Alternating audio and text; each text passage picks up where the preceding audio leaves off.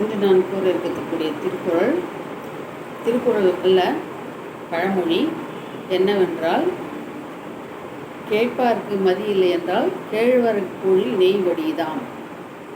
இந்த பழமொழி என்னவென்று கேட்டால், கேழ்வரகு கூழ் அதிலிருந்து நெய் வடியுது என்று சொல்வதை யார் நம்ப முடியும்? அறிவுடையவர் யாரும் அதை சிந்திக்கக்கூடியவர் யாவரும் அதை நம்ப மாட்டார்கள். சில பேர் அப்படி தான் சொல்லுவார்கள். நான் சென்னைக்கு போனேன், அங்கே அப்படி ஒரு கடை இருந்துச்சு, இப்படி ஒரு கடை இருந்துச்சு, எப்படி நம்ம 10 கிராமத்தில் பார்க்காத விஷயங்கள்லாம் சொல்லுவாங்க. அங்கே எப்படி திரும்ப சாப்பாடு போடுறாங்க, அங்கே என்ன திரும்ப பண்ணுறாங்க, எனக்கெல்லாம் இங்கெல்லாம் நீங்கள் 15 ரூபா கூலி கொடுக்குறீங்களே, நான் சென்னைக்கு போனால் ஒரு நாளைக்கு வேலை செஞ்சேன்னா 150 ரூபா கூலி, எங்கள் வீட்டுக்காருக்கு 500 ரூபா கூலி அப்படின்வாங்க. அப்புறம் பூ விலையை அதிகமாக சொல்லுவாங்க. இன்னும் எதையும் மாற்றி மாற்றி நிறைய விஷயங்களை சொல்லுவாங்க. அப்படி சொல்லும்போது நம்ம என்ன பண்ணணும், நமக்குன்னு ஒரு அறிவு இருக்குதுல்ல, அதை சிந்திக்கணும். சாப்பாட்டு வேலை சொல்லுவாங்க, நான் இந்த சாப்பாடு சாப்பிட்டேன், இவங்கள பார்த்தேன், இந்த நடிகரை பார்த்தேன், அவங்க கூட ஃபோட்டோ எடுத்துக்கிட்டேன், அவங்ககிட்ட பேசினேன், ஃபோட்டோ எடுத்துக்கிட்ட நம்ம கேட்பேன், நான் பேசினேன், அப்படி இப்படி ஏதாவது நம்ம நடக்காத விஷயங்களை நம்மக்கிட்ட சொன்னால் நம்ம எதனா போய் பார்க்க போகிறோம் அப்படின்ற சூழ்நிலை அவங்க எல்லாமே பண்ணுவாங்க. அப்படிலாம் பண்ணும்போது நம்ம என்ன பண்ணணும்னு கேட்டால், அதெல்லாம் அவங்கள யோசிக்க விடாமல் பண்ணுறதுக்காக அப்படிலாம் சொல்லுவாங்க. அதெல்லாம் நம்ம கண்டுக்கவே கூடாது. நம்ம அப்படியா நீங்கள் எங்கே போனீங்க, எப்படி பண்ணீங்க, நம்மளுக்கு எதிர்கேள்வி கேட்க ஆரம்பிச்சோன்னா நம்ம கம்முன்னு ஆகிடும். அப்படி கேட்காம நம்ம அவங்க சொல்கிறதெல்லாம், அப்படியா, அவ்வளோ பெரிய கடலா, அவ்வளோ பெரிய கடற்கரையா, இவெல்லாம் என்ன நோக்கிது தெரியுமா, நண்டு, நரா, சொரை, இது பக்கோடா, பஜ்ஜி, சுஜ்ஜி எல்லாம் கிடைக்குது அப்படின்னு சொல்லிட்டு அவங்க எல்லாம் சொல்லுவாங்க. அப்படிலாம் சொன்னாங்கனாக்கா அதெல்லாம் நம்ம என்ன பண்ணக்கூடாது, கேட்கவே கூடாது. கேட்டுட்டோம்னா அதுக்கப்புறம் அது பிரச்சனை வேறு மாதிரி தான் போயிடும். அதனால தான்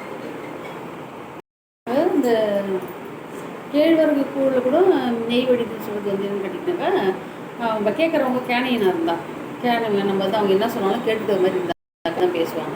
நம்ம கொஞ்சம் விழிப்போடு இருக்கிற மாதிரி காட்டிட்டோம்னா உடனே அவங்க டாப்பிக்கை மாற்றிடுவாங்க, அப்படி பிள்ளைன்னு மாற்றிக்குவாங்க. அதை நம்ம கேட்குறவங்க கொஞ்சம் இழிச்சாய்த்தனமாக இருக்கிறாங்க, கொஞ்சம் அசத்துக்காக இருக்கிறாங்கனாக்கா அவங்க அந்த வேலை சொல்லி விடுவாங்க. ஏன்னா உண்மையாக நடக்கிற விஷயத்தை தாண்டி அதில் நடக்கவே முடியாத ஒரு விஷயத்தை நடந்த மாதிரி சொல்லும்போது அதை கேட்டுகிட்டே இருந்தால் முட்டாள், கேட்காம எதிர்கேள்வி கேட்டால் அறிவாளி. இதுதான் விஷயம்.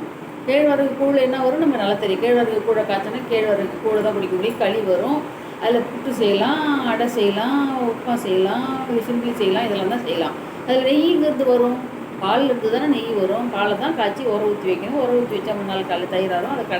அதை கை விட்டு நல்லா பிசைஞ்சு தண்ணி ஊற்றி மோரை கடைஞ்சா அதில் இந்த வெண்ணெய் வரும். வெண்ணெயை எடுத்து காய்ச்சி அதில் 2 முருங்கை தழையை எடுத்து போட்டோம்னா தான் அதுலேருந்து நெய் வரும். இது நம்மளுக்கு தெரியும் இந்த ப்ராசஸ்ஸு. அப்படி இருக்கிறப்ப கேழ்வரகு நெய் வருதுன்னு அவன் சொன்னால் எப்படி நம்ம கேட்டுக்க முடியும்? அதுதான். அப்போ எது நடக்குமோ, எது பாசிபிளோ, எது வாய்ப்பு இருக்குதோ அதை மட்டும் தான் நம்மளால் நம்ப முடியும், அதை மட்டும் தான் நம்மளால் ஏற்றுக்க முடியும். வாய்ப்பே இல்லை, இது நடக்கிறதுக்கு ஒரு சான்ஸே இல்லை, ப்ராபிலிட்டியே இல்லைன்ற ஒரு விஷயத்தை நம்மளால் எப்படி ஏற்றுக்க முடியும்? அப்படிப்பட்ட விஷயங்களை சொல்கிறது தான் இந்த பழமொழி சொல்லுவாங்க. கேட்குறவங்க கேனினா இருந்து கேவுக்குள்ள நெய் பண்ணி சொல்லுவீங்களா அப்படின்னு சொல்லுவாங்க. அதனால் நம்ம வாய் இருக்குதுன்றதுக்காக எது கூட சொல்லக்கூடாது. எது வேணாலும் சொல்லலாம்னு சொல்லக்கூடாது. எது உண்மையோ, எது நடக்கிறதுக்கு சாத்தியமோ, எது நடப்பதற்கான வாய்ப்புகள் இருக்குதோ அதை மட்டும் தான் பேசணும், அதை மட்டும் தான் தெரிஞ்சுக்கணும். அதுபடி தான் நம்ம நடக்கணும்.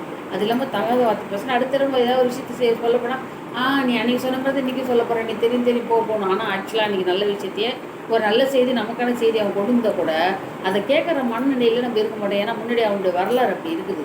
அதனால் அப்போ நம்ம உண்மையில் நம்மளுக்கு இருக்கிற நன்மையும் நடக்காமல் போகிறதுக்கு வாய்ப்பு இருக்குது.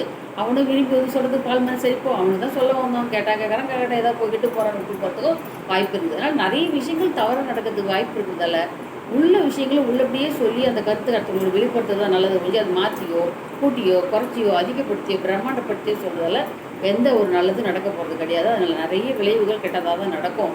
அது இப்படின்றத நம்ம இந்த பழமொழி தெரிஞ்சுக்கிறோம். நாளை சந்திப்போம். நன்றி, வணக்கம்.